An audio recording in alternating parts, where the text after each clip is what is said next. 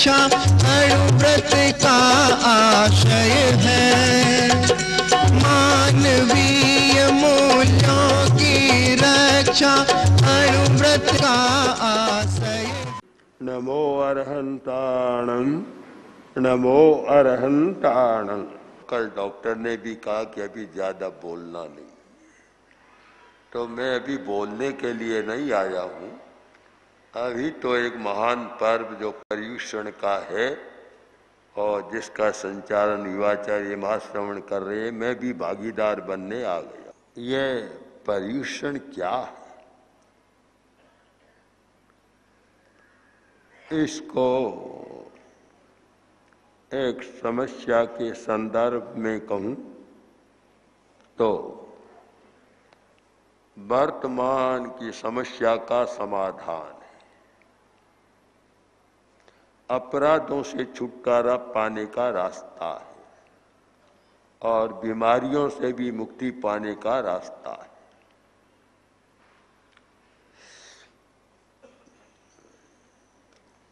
मैंने पर्युषण को एक प्रतिसंलीनता के रूप में देखा है।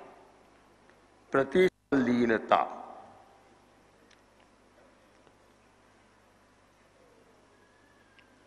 इसका अर्थ है कि बाहर जाओ पर भीतर आ जाओ, केवल बाहर मत रहो, भीतर आ जाओ। अगर केवल बाहर रहोगे तो अपराधी बन जाओगे, केवल बाहर रहोगे तो दुखी बन जाओगे, केवल बाहर रहोगे तो तनाव से भर जाओगे। भीतर आना सीख लो। जैसे कोई आदमी अपने घर से बाजार जाता है, घंटा 2 घंटा 4 घंटा बाहर रहता है और फिर वह अपने घर में आ जाता है। यात्रा करने जाता है तो 2-4 दिन बाहर रहता है, फिर अपने घर में आ जाता है। और कुछ छोटे बच्चे आते हैं, कहते हैं अब घर की याद आने लग गई। यानी एक घर बनाओ, घर के भीतर रहो। बाहर तो जाना आवश्यक होता है, बाहर जाना पड़ता है, पर केवल बाहर ही मत रहो।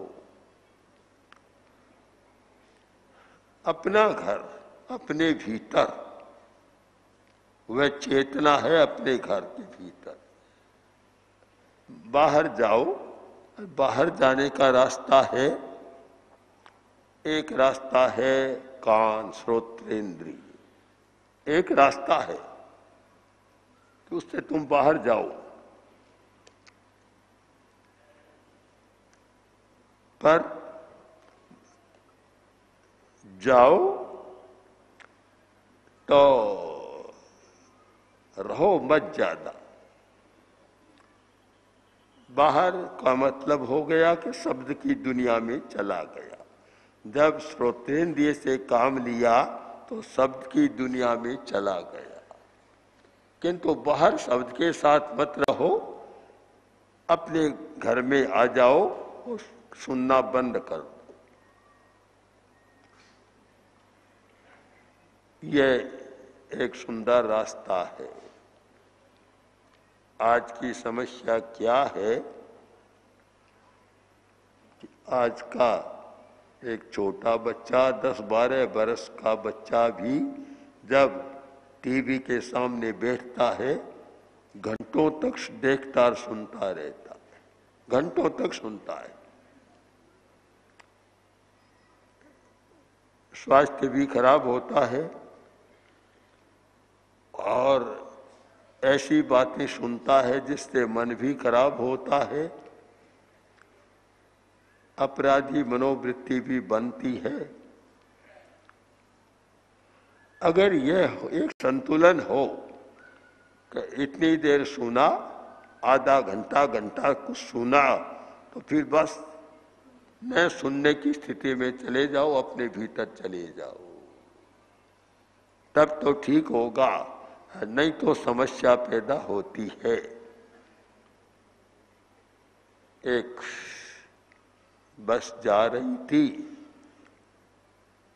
एक यात्री ने पूछा, कंडक्टर से पूछा कि मुझे चलती बस में से उतरना है, कहाँ कब उतरूं? तो कंडक्टर ने कहा जहां अस्पताल नेड़ा हो वहां उतर जाओ। चलती बस से उतरोगे तो खतरा है, हॉस्पिटल नेड़ा हो तो वहां उतर जाना, नजदीक हो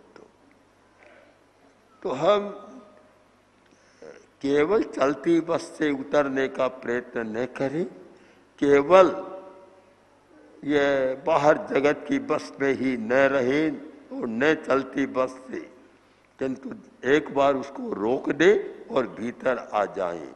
इसका नाम है प्रतिसंलीनता, श्रोतेंद्रिय की प्रतिसंलीनता। यानी हमने श्रोतेंद्रिय की प्रतिसंलीनता कर दी, इसके माध्यम से हम बाहर गए और इसको रोका और फिर भीतर आ गए। प्रतिसंलीनता, प्रतिसंलीनता प्राचीन काल में गुफा में जो लोग रहते थे वह प्रतिसंलीन होता था। बासासु परिसंलीनया, एक मुनि के लिए विधान है कि वर्षा काल में भीतर रहो, घर के भीतर रहो, उपाश्रय के गुफा के भीतर रहो। तो गुफा से बाहर जाना और गुफा के भीतर आ जाना, इसका नाम है प्रतिसंलीनता। अपने घर में आ जाओ। हम बाहर जाते हैं आंख के द्वारा। पहला स्थान है श्रोत्र का, जिससे हम शब्द की दुनिया में चले जाते हैं। और दूसरा स्थान है आंख का, इसके द्वारा हम रूप की दुनिया में चले जाते हैं। अब रूप की दुनिया में आदमी कितना रहता है, देखता ही रहता है। आजकल तो देखने का बहुत बड़ा साधन ये टीवी चैनल हो गए, देखता रहता है। और छोटे छोटे बच्चे भी 8-10 घंटा लगा देते हैं। स्वास्थ्य की हानि होती है, साथ साथ दायित्व बोध भी कम होता है। फिर दायित्व का भान नहीं रहता, देखने में भी लीन हो जाते हैं। कर्तव्य बोध, दायित्व बोध ये सारे समाप्त होते हैं। तो आंख के माध्यम से भी बाहर की दुनिया में जाओ, पर ज्यादा मत रहो, फिर भीतर आ जाओ। कोई भी व्यक्ति कुछ देखने जाता है, उदयपुर दर्शनीय स्थल है, लोग देखने को जाते हैं पर फिर घर में आ जाते हैं, वहीं खड़े नहीं रह जाते। कोई भी देखने गया और 24 घंटा खड़ा रह गया तो पागल बन जाएगा, लोग कहते पागल है, वापस आ जाते हैं। तो रूप की दुनिया में भी जाओ तो फिर अपने घर के भीतर आ जाओ। एक सुंदर क्रम है कि शब्द की दुनिया में जाओ श्रोतेंद्रिय के द्वारा, फिर कान को बंद करो और भीतर आ जाओ। एक संतुलन बनेगा, स्वास्थ्य भी अच्छा रहेगा, अपराधी मनोवृत्ति नहीं बनेगी, मन की चंचलता भी ज्यादा नहीं बढ़ेगी। रूप की दुनिया में गए, देखा और भीतर चला गया, समस्या नहीं बढ़ेगी। फिर अपने घर में आ गया तो वह रूप सताएगा नहीं। अन्यथा आज की समस्या ऐसी है कि जिसकी चर्चा करना भी अच्छा नहीं लगता और जिसकी चर्चा न करे तो भी अच्छा नहीं है। ये रूप का आकर्षण एक परंपरा थी, भारतीय परंपरा के विवाह का एक संबंध था और जिसको कहते थे पाणी ग्रहण, मतलब हाथ पकड़ लिया। अब फिर वह चाहे पति कैसा ही आ गया, पत्नी कैसी आ गई, जीवन भर दोनों का संबंध रहता था। आज की समस्या हमारे सामने बहुत आ रही है। पति आकर कहता है कि मेरी पत्नी का किसी दूसरे पुरुष से संबंध है, शिकायत करता है।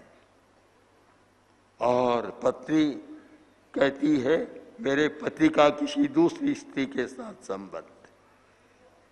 पारिवारिक समस्या भी बढ़ रही है और अपराध भी बढ़ रहे हैं। अगर आप 1 वर्ष का पूरा लेखा जोखा करें तो इस संबंध के कारण कभी वह स्त्री पुरुष की हत्या करा देती है, कभी पुरुष स्त्री की हत्या करा देता है। और न्यायालय में भी कितने केस चल रहे हैं इस प्रकार के। आप बहुत स्पष्ट अनुभव करें, पर्युषण के महत्व को समझे कि रूप में आसक्त मत बनो, बाहर जाओ, देखो और भीतर आ जाओ। भीतर आओगे तो दिमाग समस्या से नहीं भरेगा। हर केवल बाहर रहोगे तो पुरुष को वही रूप देखता है, स्त्री को भी वही रूप देखता है और सारे परिवार के घर के संबंध बिगड़ जाते हैं। और आज बहुत बिगड़े हुए हैं।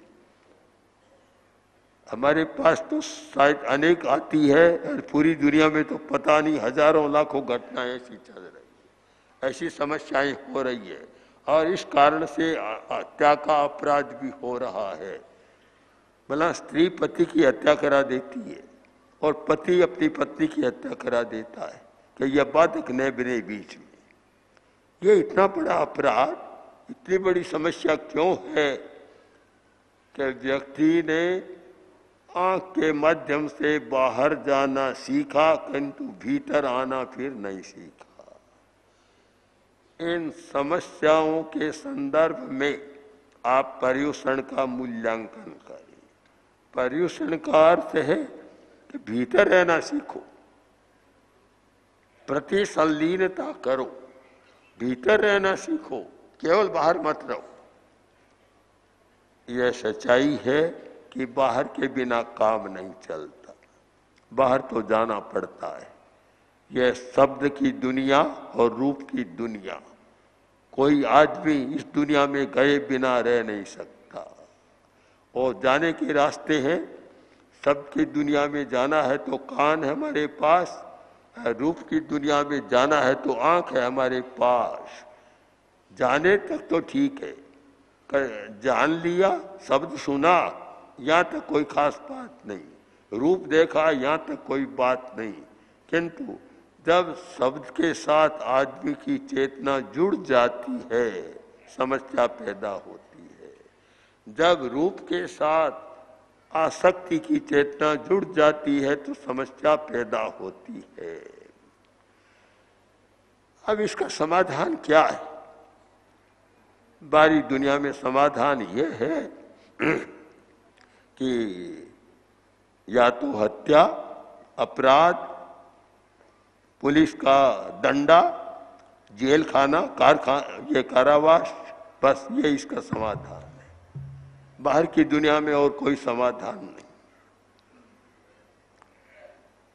अपराध में जाएगा तो जेल खाने में जाएगा, कारावास में जाएगा, और पहले है तो तनाव में रहेगा, एक दूसरे की हत्या करा देंगे, या तनाव से भरा रहेगा, सुखी जीवन नहीं जी सकेगा। बहुत गहराई से इस सच्चाई को समझना है। जो आज की समस्या है और उग्र बनती जा रही है, शायद समाज में इतने अपराध बढ़ रहे हैं, वो इतनी समस्या गहरी होती जा रही है। इसका कारण कि वर्तमान के विद्यार्थी को या युवक को बाहर जाने की रास्ता तो मिलता है पर भीतर आने का रास्ता वह जानता नहीं है। बाहर चला गया, अब बाहर रहता है, भीतर का रास्ता बंद हो गया, पता नहीं वापस भीतर आना चाहिए। एक मूर्छा पैदा हो जाती है, भान नहीं रहता, मूर्छा में खुद का पता ही नहीं रहता। कहते हैं कि मुल्ला जी अपने गधे पर चढ़कर खूब तेजी से दौड़ने जा रहे थे।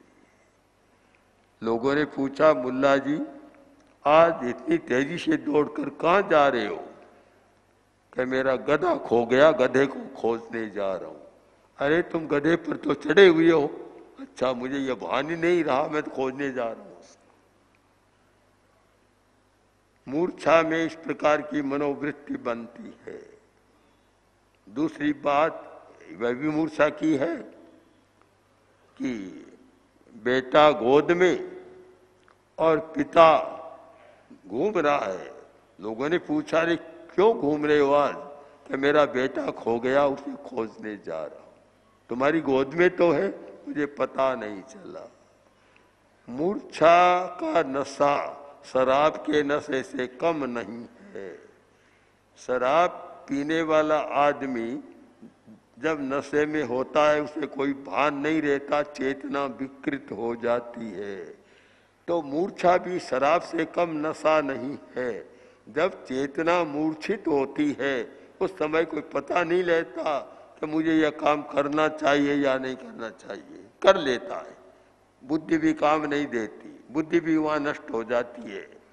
और इसीलिए कहा गया था कि विनाश काले विपरीत बुद्धि, विनाश काल में बुद्धि विपरीत हो जाती है, न बुद्धि काम देती, मूर्छा में सब विलुप्त हो जाती है।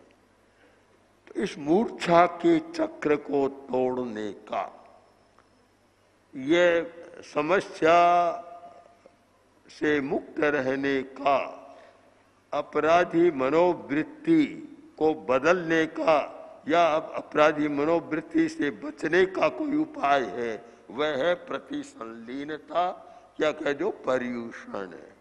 पर्युषण में यह प्रतिसंलीनता की साधना होनी चाहिए कि मैं शब्द के साथ जीता हूं, पर 8 दिन मैं अशब्द का जीवन जीऊंगा, कि ज्यादा शब्द नहीं सुनूंगा, थोड़ा बहुत आवश्यक सुन लिया, फिर बस अशब्द की दुनिया में रहूंगा। यह अशब्द की साधना। बहुत सारे पर्व होते हैं, लोग मनाते हैं, उनका स्वरूप थोड़ा भिन्न है। और यह पर्युषण का पर्व विशुद्ध आध्यात्मिक पर्व है। आध्यात्मिक पर्व यानी आत्मा के पास रहने का पर्व है। बाहर सदा रहते हो, 8 दिन की साधना ऐसी करो कि तुम आत्मा के आसपास रह सको। आचार्य तुलसी की एक पुस्तक है, उसका टाइटल है आत्मा के आसपास। दूसरों के पास बहुत रहते हो, पर थोड़ा अपने पास भी रहना सीखो, आत्मा के आसपास रहो। आत्मा के पास रहते नहीं है, तब समस्याएं पैदा होती है। अगर हम अपनी आत्मा के पास रहें, अपनी चेतना के पास रहे, तो ये समस्या इतनी पैदा नहीं होती। बहुत निष्ठा के साथ, गहराई के साथ, धैर्य के साथ इस विषय को सुनने, जानने का हम प्रयत्न करें कि हमें आत्मा के पास रहना है, हमेशा बाहर नहीं रहना। आत्मा अपना घर है, हमें अपनी आत्मा के पास रहना है। और आत्मा से बाहर जाने के 5 रास्ते हैं: कान, आंख, नाक, जीभ और त्वचा। ये बाहर जाने के 5 रास्ते हैं। इनके माध्यम से आदमी बाहर की दुनिया में जाता है और बाह्य जगत से संपर्क करता है। हमें प्रतिदिन इन 5 का भी द्वार बंद, दरवाजा बंद करना चाहिए। 24 घंटा ये दरवाजे खुले नहीं रहने चाहिए। जाना जरूरी है, उसके बिना काम नहीं चलता, तो इन दरवाजों को बंद करना भी जरूरी है। तो हमारे दो बन जाते हैं, एक शब्द की दुनिया और एक अशब्द की दुनिया, एक रूप की दुनिया और एक अरूप की दुनिया, एक सुगंध की दुनिया और एक गंधातीत बिना गंध की दुनिया। सुगंध दुर्गंध दोनों की नहीं है। एक रस की दुनिया और एक आत्मरस की दुनिया, रस से परे की दुनिया, और एक स्पर्श की दुनिया, दूसरी स्पर्श की दुनिया। हम दो दुनिया में जीना शुरू कर दें, केवल एक में नहीं जिए। जो केवल एक में जीता है वह कभी अच्छा जीवन नहीं जी सकता, वह जीने की कला को नहीं जानता। जीने की कला है हम दोनों रास्तों में जिए। शब्द सुने, 24 घंटा खुला न रहे, कुछ समय हम शब्द में चले जाएं।